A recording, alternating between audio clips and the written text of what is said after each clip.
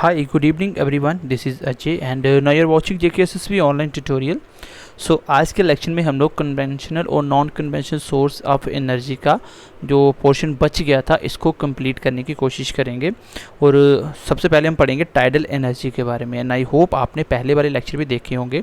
So first of all मैं आपको बता दूं कि साइंस का आपका इसके बाद बच जाता है एक portion that is chemical equation and it's type. तो उसको करने से पहले साथ साथ हम लोग MCQ स्टार्ट कर रहे हैं, वो एक यूनिट मैं आपको करवा दूंगा। अब आपको 2-4 दिन में रिवीजन करनी है क्योंकि 20 के बाद आपके MCQ सीरीज़ और सेक्शनल मॉक स्टार्ट हो जाएंगे। सो आप जितनी ज़्यादा मेहनत करोगे, जितनी ज़्यादा रिवीजन करोगे, वहीं से आपका सिलेक्शन होना है। सिलेक्शन का दूसरा नाम ही क्या होता है? रिवीजन होता है। अगर आप रिवीजन अच्छे से करते हो, एक चीज़ को 10 बार पढ़ो, सबसे ज़्यादा रिजल्ट वहीं से मिलेगा। हमने जो आपको पढ़ाया है वो मोर देन सफिशिएंट है, बहुत अच्छे लेवल का कंटेंट दिया है। अब हम इसको रिवाइज़ करेंगे और कोशिश करेंगे 1.5 मंथ में आपका सिलेबस बार बार रिवाइज़ करके आपको बहुत अच्छे से प्रैक्टिस करवा दे, सो एज आपको पेपर डिफ़िकल्ट ना लगे और पेपर को बहुत अच्छे से करके आओ। लास्ट टाइम पे बिल्कुल भी लापरवाही नहीं करनी है और जितना हो सके उतनी ज़्यादा रिवीजन करनी है, मेहनत करनी है साथ साथ। तो चलिए आज के लेक्चर को स्टार्ट करते हैं। Tidal energy, what is tidal energy? Tidal energy होता क्या है, पहले मैं आपको इसका कॉन्सेप्ट समझाता हूँ, फिर हम आते हैं इसके बेसिक पार्ट के ऊपर। तो चलिए पहले इसका कॉन्सेप्ट जान लेते हैं एक बार। चलिए इसका कॉन्सेप्ट क्या होता है, पहले मैं आपको कॉन्सेप्ट समझाता हूँ। चलिए इसका कॉन्सेप्ट ये होता है, जैसे मान लीजिए ये है आपका अर्थ, ये है आपका अर्थ और ये है आपका मून। अब अर्थ और मून के बीच में ग्रेविटेशनल फोर्स काम करती है, मतलब अर्थ मून को अपनी साइड खींच रहा है और मून अर्थ को अपनी साइड खींच रही है, जिसकी वजह से दोनों के बीच में क्या है? ग्रेविटी है। अब ग्रेविटी क्या करेगी? अपनी साइड खींचेगी। अब मून की इतनी ताकत तो नहीं है कि अर्थ को अपनी साइड खींच ले, और अर्थ की भी इतनी ताकत, इतनी ग्रेविटी नहीं है कि मून को अपने पास खींच ले। अब होता क्या है बेसिकली, आपको पता आपके अर्थ के ऊपर क्या है? पानी है। मान लीजिए इस पानी वाला पार्ट, यहाँ पे आपका पानी है, यहाँ पे आपके समुंदर है, यहाँ पे आपके सी है, समुंदर है।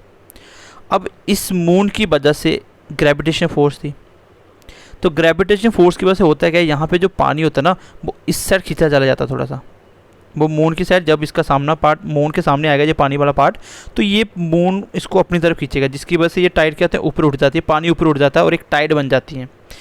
सेम इसके अपोजिट में भी यहाँ पे, जब यहाँ पे टाइड बनती है तो यहाँ पे भी टाइड बनती है। यहाँ पे टाइड क्यों बनती है? टाइड क्योंकि ये इनर्शिया काम करता है यहाँ पे, इनर्शियन मोशन।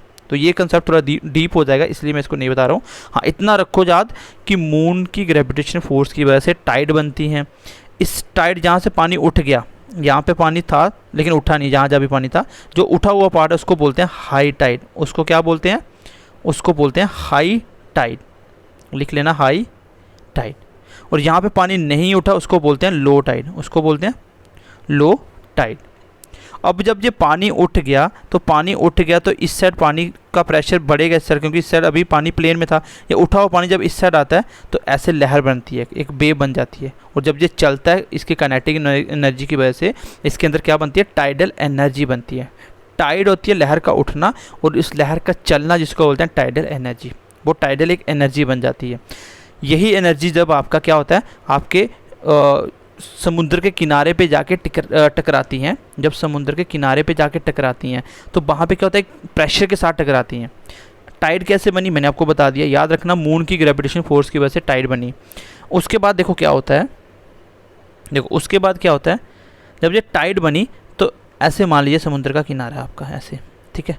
जब ये लहर इस साइड ऐसे आएंगे, आपने देखा होगा, कभी बीच पे गए होंगे तो आपने देखा होगा कि लहर आती है, पानी की बड़ी बड़ी लहरें आती हैं।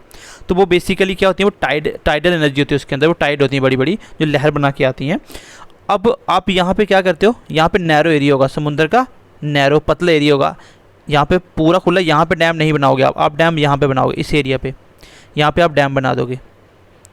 डैम का काम क्या होता है? बीच में से जब वो लहर आती है ना इस पानी का, जहाँ पे प्रेशर के साथ टकराती हैं, क्योंकि खुले एरिया पे डैम इसलिए नहीं बनाते क्योंकि एनर्जी यहाँ पे फैल जाएगी, प्रेशर कम होगा। तो नैरो एरिया पे हमेशा कहाँ बनता है डैम?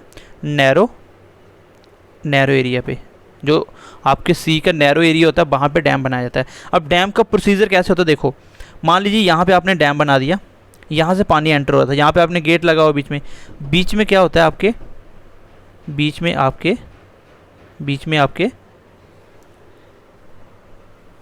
तो यहाँ पे क्या होता है?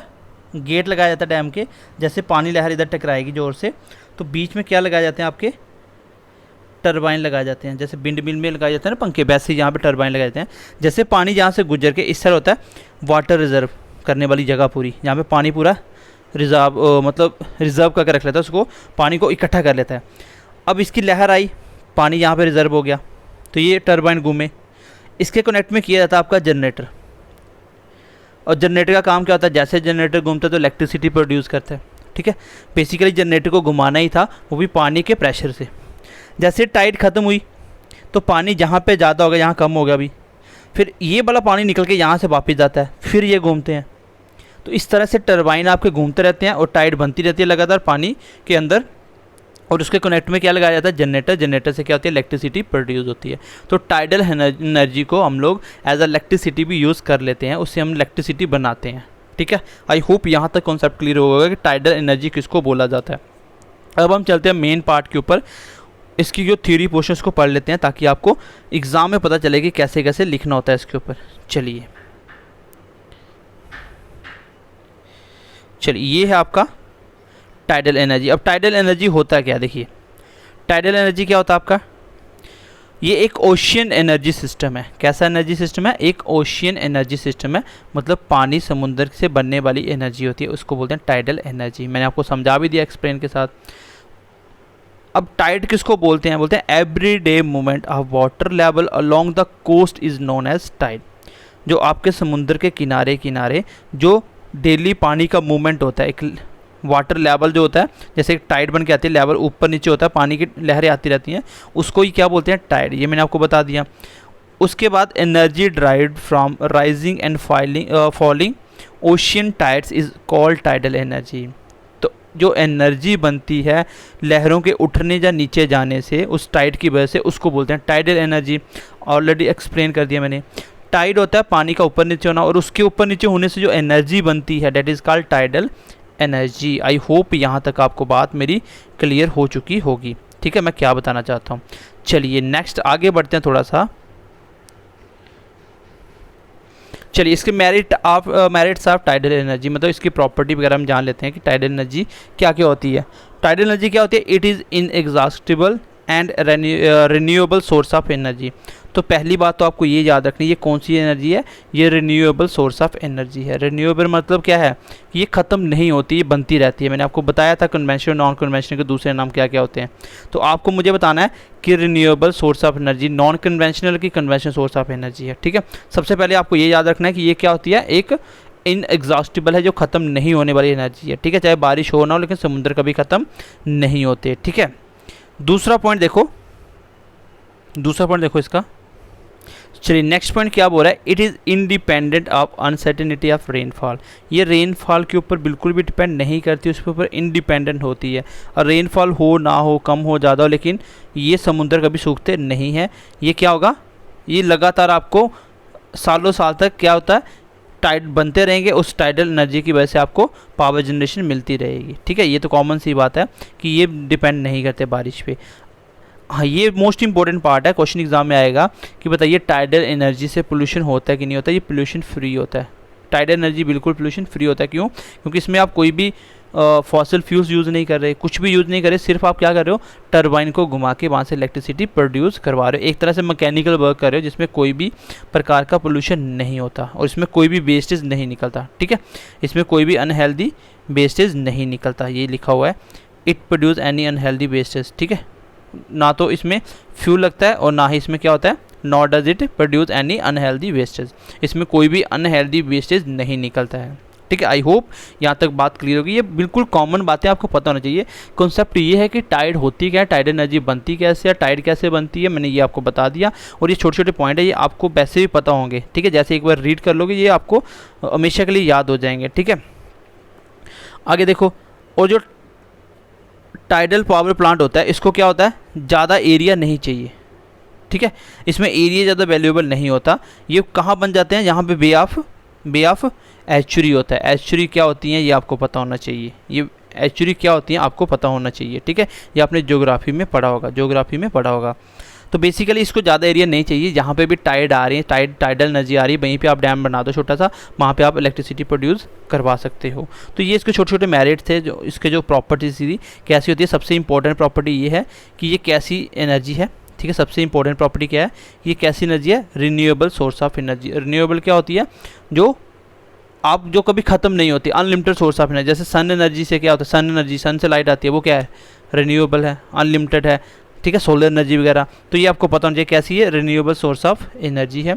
और ये इंडिपेंडेंट होती है आपकी रेनफॉल ऊपर एक्स्ट्रा के ऊपर, ठीक है। कोई इसका एटसेट्रा वगैरह इसमें कोई लेना देना नहीं होता इसका। तो आई होप ये छोटे छोटे पॉइंट 2-4 आपको समझ आ गए होंगे, याद रखने वाला कुछ है नहीं इसमें, ठीक है। चलिए आगे बढ़ते हैं, नेक्स्ट पॉइंट देखते हैं। नेक्स्ट चलिए इसके लिमिटेशन क्या क्या होंगे ये जान लेते हैं एक बार। ओशियल एनर्जी सिस्टम ही टाइडल एनर्जी मैंने आपको बता चुका हूँ। इसके लिमिटेशन क्या होंगे, मतलब इसके डिसएडवांटेज क्या है, कहाँ कहाँ इसका हम इस्तेमाल नहीं कर सकते। Due to variation in tidal range, जो टाइडल जो रेंज होता है, कभी छोटी कभी बड़ी टाइडल एनर्जी आती है, तो उससे क्या होता है, पावर जो आउटपुट होता है वो भी क्या होता है, वेरिएबल होता है। जब ज़्यादा लहर आएगी तो ज़्यादा इलेक्ट्रिसिटी बनेगी, कम आएगी तो कम बनेगी, ठीक है। पावर जनरेशन भी उस पर डिपेंड करता है। आगे क्या बोल रहा है, देखिए आगे क्या बोल रहा है, power generation is intermittent and is not very large, ठीक है। जो पावर जनरेशन होता है वो कुछ ज़्यादा नहीं होता, वो बिल्कुल मतलब आप बोलो कि बहुत ज़्यादा एनर्जी वहाँ से इलेक्ट्रिसिटी बन रही है, ऐसा कुछ नहीं है। वो नॉर्मल टाइड है, नॉर्मल ही एनर्जी बनती है, इसमें हम बहुत ज़्यादा एनर्जी नहीं बना पाते हैं, ठीक है। अगला पॉइंट देखिए आप, अगला पॉइंट आगे क्या बोल रहा है, नेक्स्ट पॉइंट बोल रहा है, there are very few suitable sites available for construction of dam. बोला कि डैम बनाने के लिए जो जगह है वो बहुत कम है, जहाँ पे ऐसी टाइड आती हो प्रेशर के साथ जिसमें हम एनर्जी बना सके, वो बहुत लिमिटेड एरिया है, बहुत लिमिटेड जगह है ऐसी, ठीक है। और सबसे मोस्ट डिफ़िकल्ट जो प्रॉब्लम आती है, जो सबसे मोस्ट डिफ़िकल्ट प्रॉब्लम है वो क्या है, देखिए ये most difficult problem in the use of tidal power are the barrage construction in area of high tide flow and corrosions of barrage and turbines by salty sea waters.